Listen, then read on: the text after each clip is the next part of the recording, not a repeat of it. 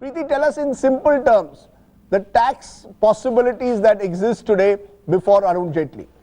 Well, you know, Rajdeep, for our viewers, where the jargon which comes along with the union budget, if it goes right over the head, and only term that actually sticks is disposable income and how we can save, the salaried class can save their tax the maximum. Well, then this is where you need to be, this union budget in our tax classroom. I have with me Mr. K.R. Sekar, partner Deloitte Haskins and Sales LLP, and he will take us through what the current slabs are and, of course, what is expected. You know, Mr. Sekar, can you just take us through what are the current slabs? They were, of course, increased in the last budget by the finance minister. So can you just take us through in terms of the figures, what we have already and what we might possibly look at? Okay. The current slabs up to 2.5. Right, there we have that. Up to 2.5 it is null. From 2.5 to 5 it is 10%. From 5 to 10 it is 20%. Right. And 10 lakh to 1 crore it is 30%. All right. That's what your current slabs And are. how is it, you know, for somebody who every time, the financial year turns and you're only looking at your chartered accountant that how do I save maximum tax? And, you know, not like I don't know exactly how my tax is calculated. I just give up. All I know is that I have to save this much. This is the kind of money I need to hand over to my chartered accountant and he'll make the investments. Just take us, you know, through on how is tax calculated. Tax is very simple if you're a salaried. And we'll play them out in these figures here. If you're a salaried employee, right. Your take home, your gross salary, right, with certain HRA and rent-free accommodation are eligible for certain reductions. Right. But the tax calculation is based upon those formulas. Right. After giving deductions for your HRA, your rent-free accommodation, your leave encashment, right, so on and so forth. That's a balance amount, what we call a gross salary. Right. Then you have a standard deduction. Yes. After the standard deduction, you get the salary income. If that salary income is less than 2.5 lakhs, then you don't have to pay taxes. Right. If the salary income is more than 2.5 lakhs... And that's where the slabs kick in. No, slab kicks in at next level. The next level, yes. If the salary income is more than 2.5 lakhs, then you are eligible for certain reductions under 80C and 80CC. Right. Which like your investment in Provident Fund and savings, right, and National Savings Certificate. And that's what we're going to come down on in a short while. So we're going to ask you what is ATC, what is ATCC, what is ATD. Like I have absolutely no idea about any of these terms. But very quickly before we hand it back to the studio, what are we expecting? Are we expecting 2.5 to go up? What are expectations like? My expectation 2.5 should go up to 3 to 3.5. Okay. My expectation is that because the government has to do something for the middle class, and the government is looking for the middle class. Right. And certainly this is a time, not only from the middle class, not only from a political perspective, right, but also from the economic perspective, they need to leave some disposable income with exactly, that's what we were talking about. Because that's all I understand. They need to leave some disposable income with an individuals, right, which lead to the savings, and ultimately India has a savings economy which cannot be forgotten. Well, I don't know about savings, but I could do with the disposable income.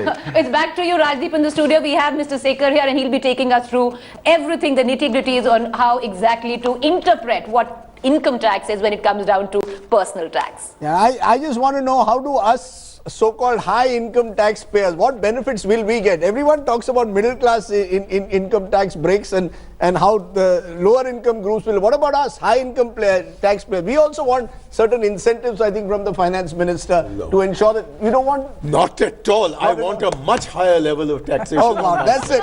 That's it. That's the last thing that I want at the moment is a higher... One thing on taxes, actually. I just want to ensure tax compliance. That's all. Exactly. It's not about high tax rates. I want to ensure better tax compliance. And you want stability. You want stability. Because the fact is, we should announce that in 5 years we'll be down to the ASEAN levels and we'll be competitive. How much is that ASEAN level? About 20-25%. 20-25% income. Fantastic. So, no exemptions. Remove all exemptions. Remove all exemptions. Make a flat tax rate. Flat tax rate. We've been talking about that for years. No finance minister has dared to go down that route. Chidambaram came the closest in 1997 to start you know the benefits that Chidambaram reaped. The whole country. But then he went up. Look, I want to come a little bit. Just a minute. Yes. As I disagree with this view, yes, as opposed to the ASEAN levels, the European levels of taxation for the higher income groups are even higher. Yeah, that's true. In the United States, the highest income Nobody's saying to go to... Yeah. Oh, you're saying? So, it's 35% for the highest income groups. So, I don't think in a country like India with such extreme inequalities, there would be any constituency for reducing the top level of income tax. You will have to continue to pay your 30%. I don't see any government in this country in the foreseeable future have the political will or courage or interest in reducing tax rates at the top. Okay. But I think the real challenge in taxation, and that is the only way to increase the tax to GDP ratio, which we must increase. It's been stagnant at what, 11, 12%? Very low. Is increased tax compliance. Most of South Delhi doesn't pay tax. Yeah, Can I come on that? Just a One minute. Surjit and Mani, I will get you. Ajay Shriram at CI has been waiting for a while and he's going to be there just for a couple of more minutes. Vivek Law is there with Ajay Shriram. We're talking about tax compliance. We're talking about the need, perhaps, can we use the word tax rationalization, perhaps, make it easier for people to pay tax? Corporate tax is an area where I'm told corporate India is taking a close look at whether Mr. Jaitley will give any incentives to corporate India. We've talked about incentives to the farmers. What about corporate India? Ajay Shriram, what is your big expectation of this budget? What would you like to see before CII gives its usual 9 out of 10 to the finance minister? Sorry for being cynical.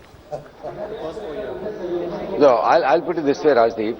I think, frankly, considering what we've seen of the railway budget and the economic survey yesterday, yes, I think the economy is moving in the right direction. What we feel strongly is that fiscal consolidation is required because that gives the basic stability to the economy going down the line.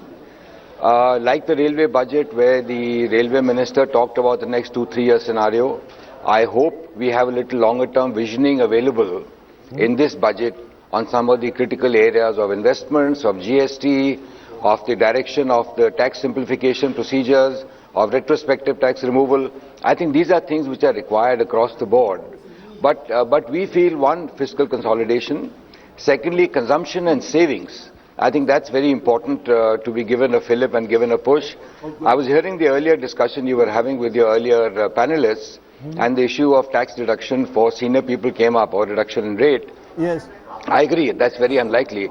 But I would feel what would be worth looking at for all levels of people in the country is having some sort of instruments available which can kickstart fundraising and fund savings for infrastructure growth.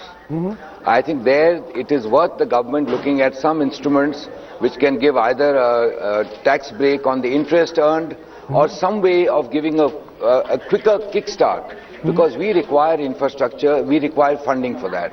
Okay. So I think this is one area I hope something is done in this budget.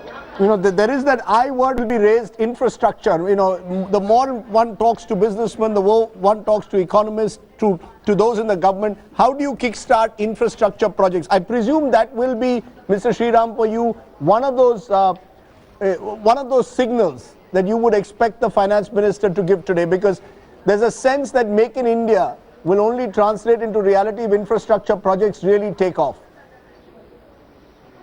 Absolutely right, absolutely right. I think the start has been made over the last few years, whether it's the National Investment Manufacturing Zones, whether it is DMIC. I think the approach towards infrastructure has been on for the last 5-7 years. Unfortunately, somewhere the PPP models have got stuck. I think they need to get sorted out, because otherwise investments will not happen, pending projects will not move. It is good to see MOEF has moved fairly actively in the last 6 months, but the financial side of these deals or these commitments, they need to be looked at. We have recommended that on these PPP models, where there are NPAs with banks, can you look at putting that into a asset restructuring company type of a entity and let the banks look afresh to be able to give funding for infrastructure projects? Because infrastructure, as you rightly said, is the key. Unless we get a good infrastructure, unless we get time savings, cost savings, ease of doing business on this front, industry will not grow and people will look at India with skepticism. That's right, and you've already heard voices even within industry, the likes of Deepak Parekh, who are saying that industry is also running out of patience. Ajay Shriram, appreciate your joining us. Let me take a break. Manishankar Iyer and Surjit Bhalla both want to respond to the tax question. The T word, as we are going to call it. Money pays his taxes and therefore isn't worried about paying 30% tax and more. Others, I never pay 30. My chartered accountant reduces it all to next to nothing. okay, we will see. We will then. A bit difficult. Maybe we need to find out Mani Shankar Iyer's chartered accountant next time. Exactly.